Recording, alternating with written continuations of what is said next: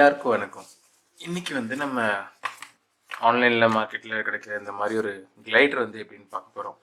இது வந்து பிபிஇ, இபிஇ அந்த மாதிரி நிறைய ஃபோம்ஸ்லாம் இருக்குல்ல, அதுமாரி ஃபோமில் பண்ணது.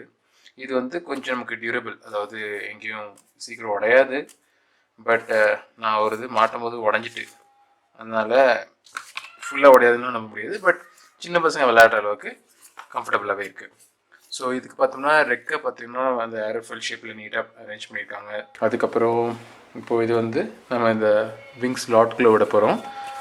இந்த இடத்துல முன்னால் வந்து எதோ வெயிட் வச்சுருக்காங்க, என்னென்னு இது ஓப்பன் பண்ண தெரியல, ஒட்டியிருக்காங்க நல்லா. இப்போது கிளைடர் ஃபிக்ஸ் பண்ணிடலாம். ஸோ இதில் பார்த்தோம்னா இந்த பக்கம் கொஞ்சம் ஒல்லியாக இருக்குது, இந்த பக்கம் வந்து கொஞ்சம் குண்டாக இருக்குது. ஸோ குண்டாக்கு வந்து பிளேனோட ஃப்ரண்ட்டில் வரும். ஸோ மெதுவாக ஸ்மூத்தாக தள்ளினதுக்கப்புறம் இந்த இடத்துல நல்லா சப்போர்ட் வச்சுக்கிட்டு இந்த 2 விரலுங்க வச்சுக்கோங்க. இந்த இடத்துல பிடிச்சி தள்ளணும். ஸோ கொஞ்சம் ஃப்ரண்ட்டு பேக்கில் இப்படி தள்ளிகிட்டே இருந்தோம்னா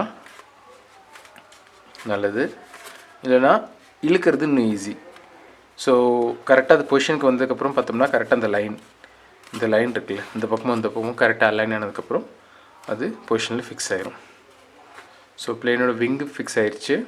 இப்போ டெயிலில் பார்த்தோம்னா 2 ஸ்லாட் கொடுத்துருக்காங்க, கீழே ஒன்று மேலே ஒன்று. இந்த ஸ்லாட்டில் நம்ம கொடுத்தோம்னா பிளேன் வந்து ரிப்பீட்டடாக நமக்கு லூப்பில் பறந்துக்கிட்டே இருக்கும்.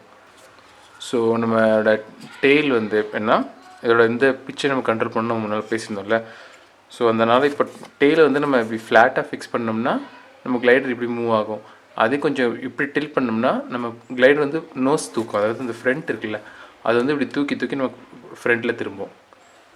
அதனால் அது வந்து நம்ம இன்கேஸ் கொஞ்சம் பூமராங் மாதிரி கொஞ்சம் சுற்றிலாம் விடணும், ஸ்டன்ஸ் பண்ணணும் அப்படின்னு நினைக்கிறோம்னா இதை மேலே மூவ் பண்ணணும். இப்போ வந்து நான் அதை கீழே ஃபிக்ஸ் பண்ண போகிறேன். ஸோ இதில் வந்து ஒரு குட்டியாக மார்க்கிங் மாதிரி இருக்குது, டாட் மாதிரி. இது வந்து நம்மளோட பாட்டம். இந்த 3 டாட் இருக்கிறது வந்து நமக்கு டாப். ஸோ இதுவும் அது நான் சொன்ன மாதிரி இது உள்ளே தள்ளிட்டு ஃப்ரண்ட் பேக் கொஞ்சம் மூவ் பண்ண உடனே கிளைடர் ரெடி. ஸோ இது பார்த்தோம்னா ஆல்மோஸ்ட் பின்னால் இருக்க டெயில் பெண்ட் இல்லாமல் இருக்குது. ஸோ நமக்கு ஏர்க்ராஃப்ட் கொஞ்சம் ட்விஸ்ட் ஆகாது. ஸோ இதை டெஸ்ட் பண்ணி பார்த்துடலாம். நான் சொன்ன மாதிரி இந்த ஏர்க்ராஃப்டில் வந்து நம்ம டெயிலை மேலே ஃபிக்ஸ் பண்ணியிருக்கோம், இந்த பொசிஷனில் கீழே பண்ணாமல். ஸோ இதுவும் எப்படி பெர்ஃபார்ம் பண்ணுதுன்னு பார்த்துக்கலாம்.